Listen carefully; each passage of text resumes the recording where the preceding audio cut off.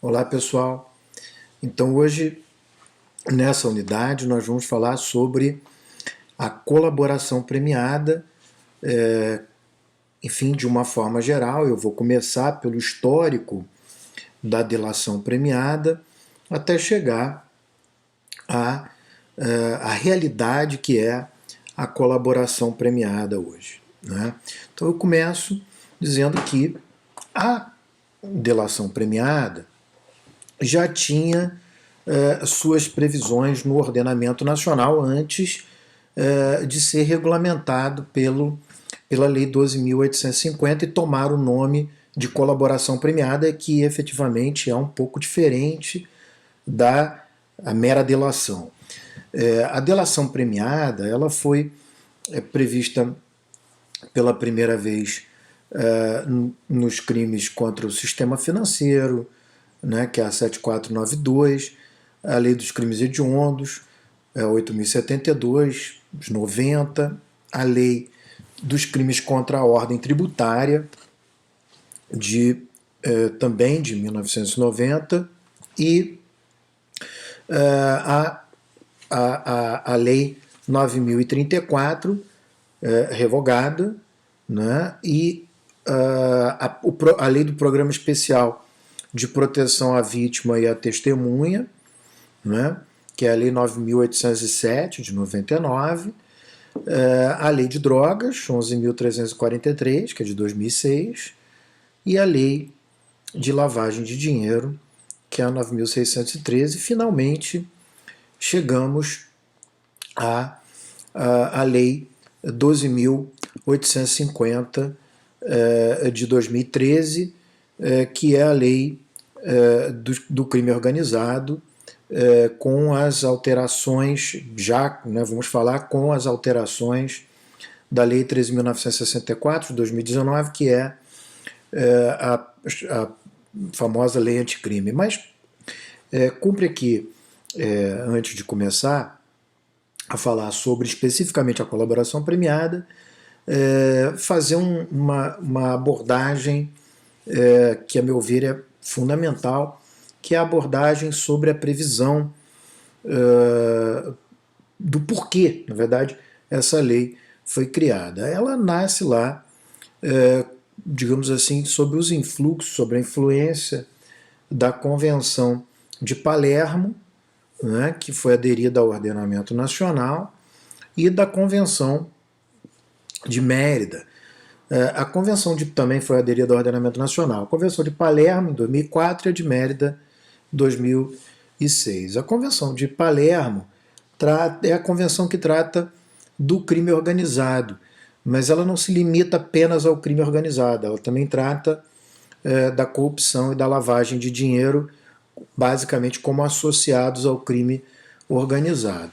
E a de Mérida trata da corrupção, mas faz o caminho inverso, também do crime organizado como associada à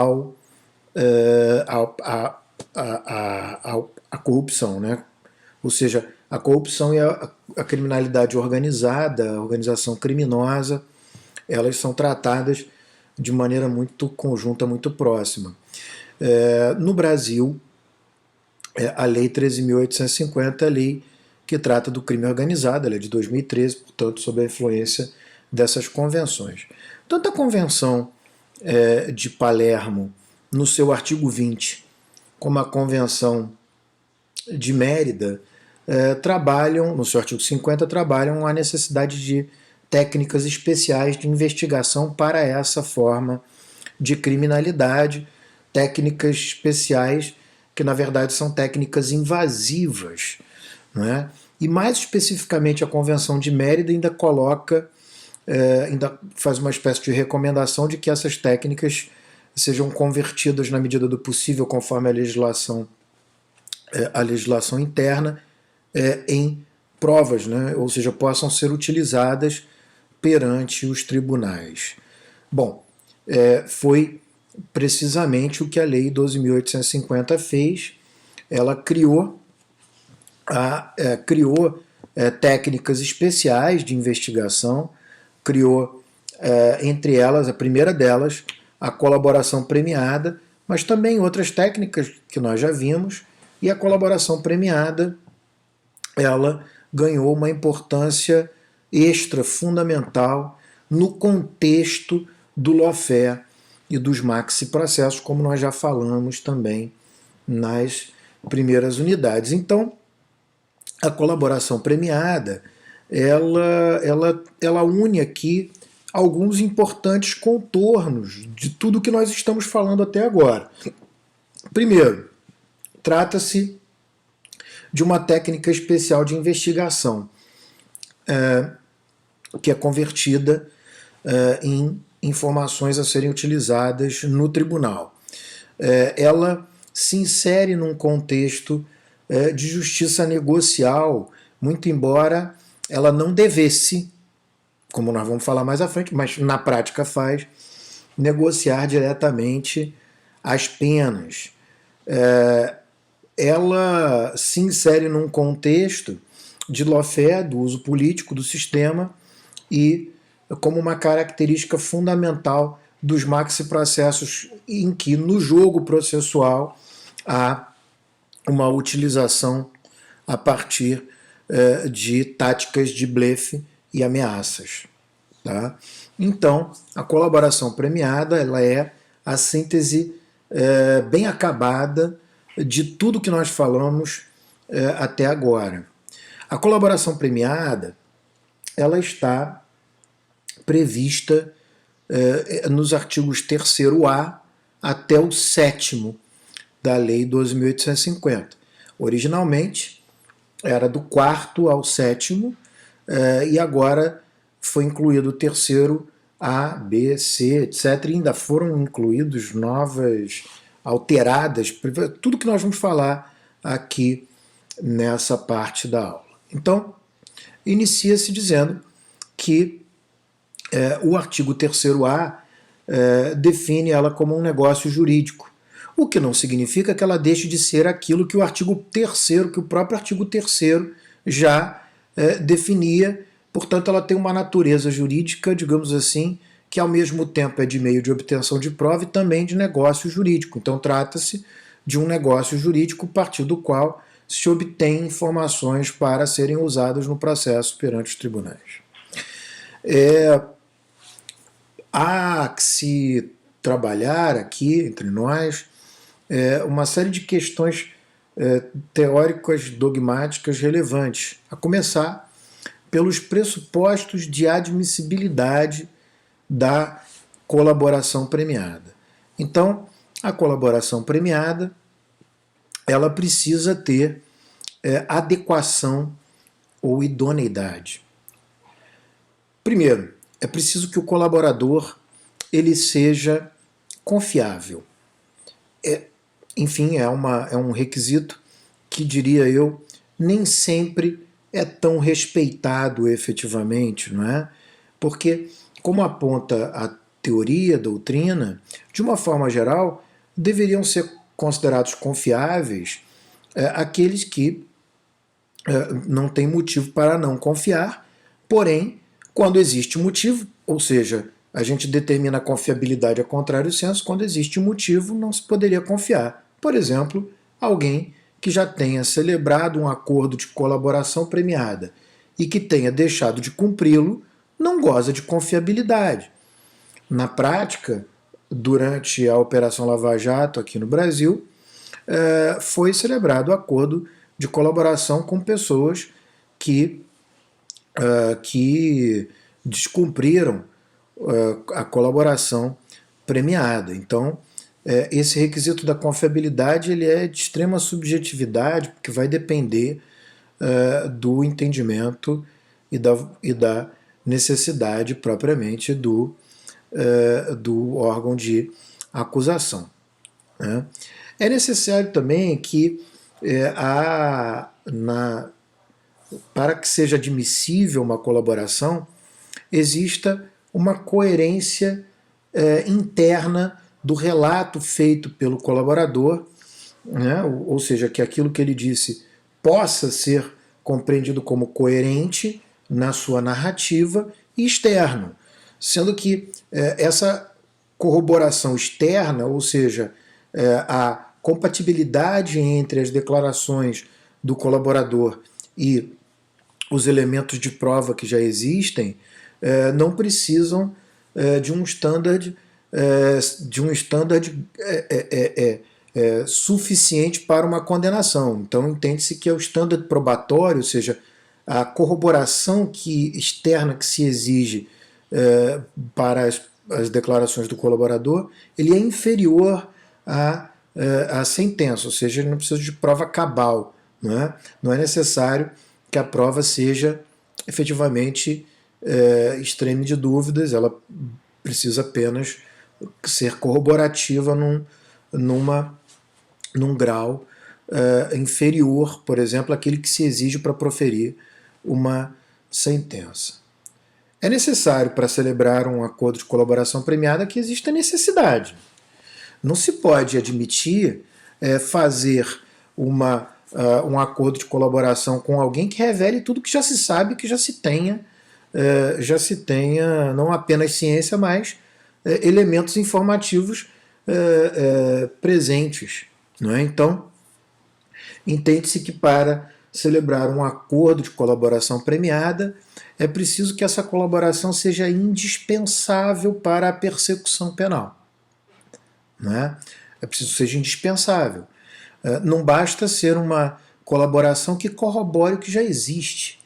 Né? É preciso também que nós estejamos tratando de uma investigação extremamente complexa.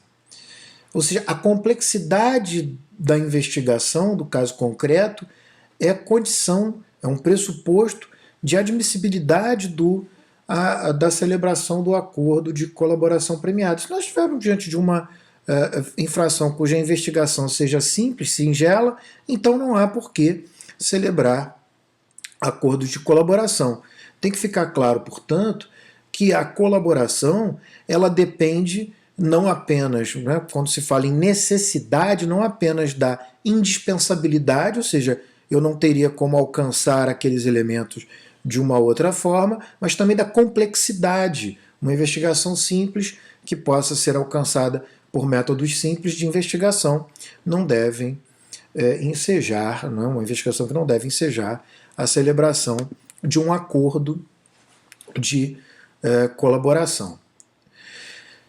É preciso ainda que exista proporcionalidade, ou seja, não se admite acordo de colaboração premiada para crimes com gravidade pequena, né? Gravidade ínfima.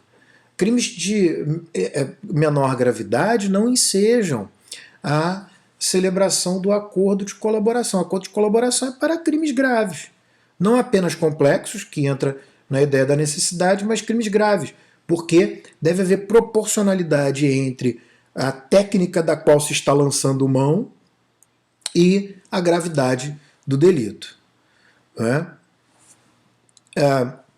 A ideia, obviamente, é que esse acordo normalmente seja feito para agentes que tenham praticado uma conduta menos reprovável, para que se consiga chegar àquelas pessoas que tenham condutas mais reprováveis, não é? Porque não se pode ignorar o fato de que a colaboração premiada, como eu disse no começo desse vídeo, ela está prevista para a investigação dos crimes de organização criminosa. Portanto, a colaboração premiada ela é aplicável para investigações de organização criminosa.